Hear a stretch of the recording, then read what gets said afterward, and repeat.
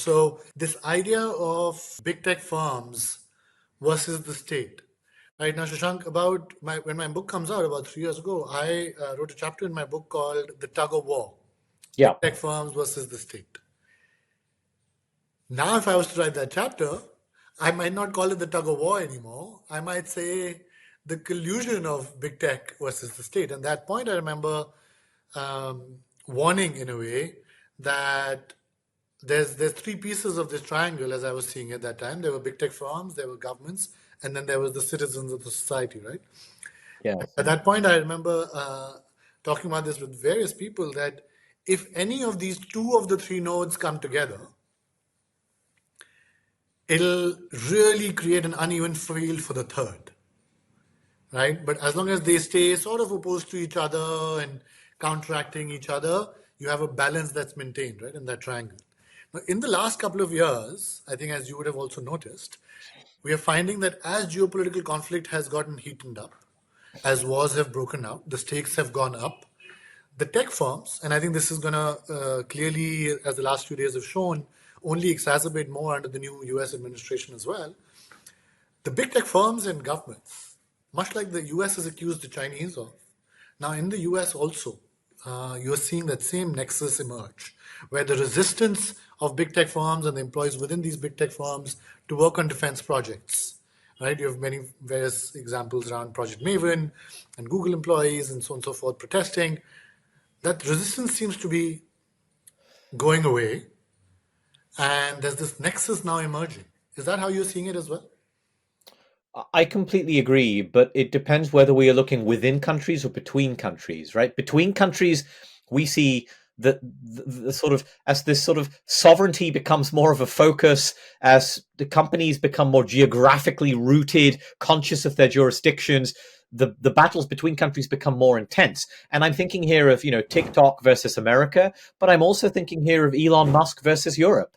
And you no doubt know many cases we've also seen in the Asian context as well. But what you're describing, and I agree wholeheartedly, is a sense that for many big tech companies, they are much more comfortable with the national security and defense applications of their technologies. And you cited Project Maven, and Maven was just, for everyone understands, an AI object recognition initiative, an AI initiative in the DoD that has now become a program of record. I think it's part of the National Geospatial Intelligence Agency.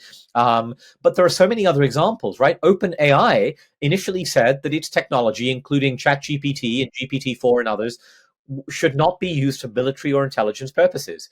In 2023, I think at the beginning of 2023, they dropped that proviso. Yeah. And they changed that. They embraced these applications. And there's been a recent study by Plus 972, which is an Israeli publication that does very good investigative work, pointing out the immense role played by Microsoft Azure for cloud services and OpenAI in working with the Israel Defense Forces and the Israel Defense Ministry, including for things like building surveillance platforms in Gaza and other places.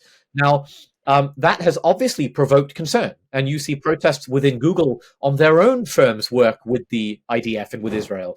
But it is not on the same scale or significance as the Maven protests of 2018. The leadership of Google has been able to say, they've been able to ride it out. They've been able to say, we hear you, but we're going to do this anyway. And I think that shows you how, certainly for the biggest beasts, Microsoft, OpenAI, for Google, for many of these other companies, and then you have, of course, the dedicated defense and technology defense specialists, Palantir, Anduril, others, Helsing in Europe.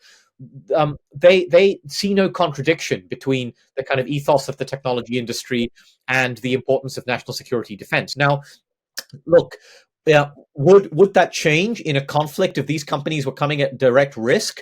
Let's say if there was a war over Taiwan and America was not directly involved, would these companies provide the same assistance to Taiwan that they have provided to Ukraine?